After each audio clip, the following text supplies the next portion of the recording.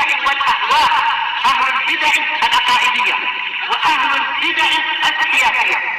نقول بيننا وبينكم السلف، بيننا وبينكم الكتب، كان فيقول البدع بيننا وبينكم الجنائز. Waalaikumsalam warahmatullahi wabarakatuh. Hadis innamal a'malu Hadis innamal a'malu bil khawatim. Hanyalah amalan yang terpandang itu dengan akhirnya. Tayyib. Hadis ini bukan untuk mencegah orang yang ingin melakukan nahi mungkar. Bagaimana sementara Nabi Shallallahu Alaihi Wasallam yang mengucapkan hadis itu, hadis Sa'ad bin Sa'ad dan lain-lain itu, beliau juga yang mengatakan balik tamiru bil ma'ruf wa tanahau 'anil munkar hatta idza ra'aita suhan muta'an wa hawan muttaba'an wa dunyan mu'sarah fa'alaika bi khassati nafsika wa iyyaka wa awamihim fa inna fihim ayyamas sabr as-sabru fihinna kal qabd 'alal jamar lil mutamassiki bima antum alaihi ajru 50.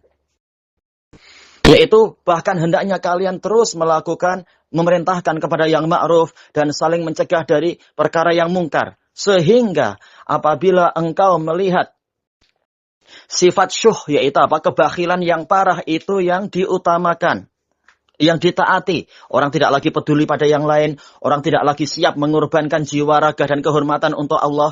Masing-masing sibuk untuk menyelamatkan periuk nasinya sendiri atau menyelamatkan nama baiknya sendiri, tidak ikut namanya tercemar karena nahi mungkar dan karena kokoh di atas kebenaran. Ini syuh. Kemudian wahawan muttaba'an, hawa nafsu diikuti, wa dunya mu'sarah, dunia lebih diutamakan, wa ijaba kulli dzi ra'yin bi ra'yih, dan setiap pemilik pendapat sudah merasa kagum dengan pendapatnya, tidak mau lagi kembali kepada wahyu, tidak mau lagi kembali kepada bimbingan dan prinsip-prinsip salaf, fa'alaika bi khassati nafsik, maka hendaknya engkau mengurusi dirimu sendiri. Bukan berarti berhenti dari nahi mungkar, tapi jangan larut karena mayoritas awam tidak mau ikut saya, ya sudah saya ikut arus mereka. Bukan begitu. Tapi terus engkau menjalankan tugas, tetap setia di atas perkara yang ma'ruf dan menjauh dari perkara yang mungkar. Sebagaimana itu dijelaskan oleh Imam Nawawi dalam Syarah Sahih Muslim. Tatkala mengisyaratkan tentang hadis ini, hadis Abi Sa'labah Al-Khushani yang diriwayatkan oleh Imam Ahmad dan sebagian ashabus sunan. Wa iyyaka wa awamihim, hindarkan dirimu dari orang-orang awamnya, yaitu jangan terseret ke dalam kebatilan-kebatilan dan kemalasan serta ketidakpedulian orang awam terhadap agama ini.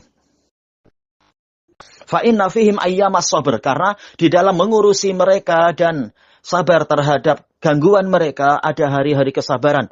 As-sabru fihinna kal qabd 'alal jamr. Kesabaran pada hari-hari itu bagaikan menggenggam bara api. Lil mutamassiki bima antum alaihi ajru 50.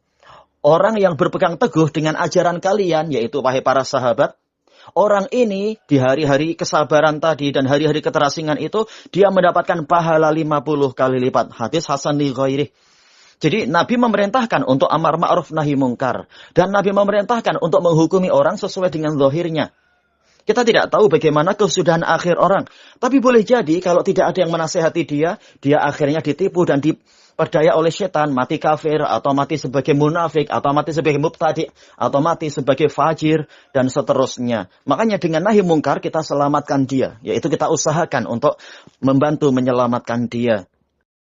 Dan ini semua tidak menghalangi untuk kita menghukumi dia sesuai dengan keadaan dia yang sekarang. Kita diharamkan mengatakan engkau pasti masuk neraka. Kita diharamkan mengatakan engkau pasti kafir. Tidak. Tetapi kita wajib menghukumi dia keadaan sekarang. Apakah tidak boleh kita mengatakan orang Kristen itu Kristen dengan alasan kita tidak tahu dia di akhir hayatnya masuk Islam atau tidak? Bukan begitu kan? Kita menamai dia sesuai dengan dohirnya. Demikian pula, apa pandangan orang tadi misalkan tentang Hasan al-Banna, tentang Sayyid Qutb? Apakah dia ahlu sunnah? Tidak tahu, yaitu apa? Jelas insya Allah ahlu sunnah akan mengatakan, mereka adalah mubtadi'ah. Baik. Maka kita hukumi mereka, apakah menunggu mereka mati baru boleh dihukumi? Tentunya tidak. Tapi menghukumi mereka sesuai dengan dohir yang nampak. Kalau mereka kemudian taubat, hukum berubah. Kalau mereka tidak bertaubat, itu salah mereka sendiri. Atau misalkan yang sekarang masih hidup, misalkan para tokoh-tokoh Ikhwanul Muslimin. Kita katakan mereka mubtadi' atau Sunni. dengan alasan, oh kita tak tahu akhir hayat mereka, tentunya salah kalau seperti itu. Tapi kita hukumi sesuai dohirnya. Apakah ketika kita melihat saudara-saudara kita sekarang ini, tak boleh kita mengatakan mereka muslimun dengan alasan kita tidak tahu akhir hayatnya, jangan-jangan akhir hayatnya kafir. Kita tidak tahu, tapi kita menghukumi sesuai dengan dohir sekarang. Tanpa kita berpikir jauh-jauh, oh nanti di akhir hayatnya lain, maka hukum hanya berlaku setelah dia mati. Tentunya tidak seperti itu. Baik. Demikian pula tatkala Rasulullah mengatakan bi'sa akhul asyirah. Orang itu adalah seburuk-buruk orang kepada keluarganya. Padahal Rasulullah tidak tahu secara umum, kecuali dengan wahyu dari Allah, orang ini nanti matinya bagaimana. Tapi menghukumi sesuai dengan dohir sekarang, sebagai bentuk nasihat dan sebagai bentuk peringatan. Dan seterusnya. Baik. Maka yang mubtadi' dikatakan mubtadi', yang sunni dikatakan sunni, yang kafir dikatakan kafir, yang munafik dikatakan munafik, yang orang soleh dikatakan orang soleh sesuai dengan dohirnya sekarang. Adapun akhir hayat dia berubah, itu urusan nanti. Baik. Itu di luar urusan kita, perkara batin. Perkara masa depan itu perkara batin, perkara gaib. Tapi kita diperintahkan untuk menghukumi sesuai dohirnya. Dohir yang nampak sekarang, yang memang kita tahu data-datanya. Kalau dia pembangkang, kita katakan pembangkang. Dan seterusnya. Wallahu a'lam walhamdulillahi rabbil alamin.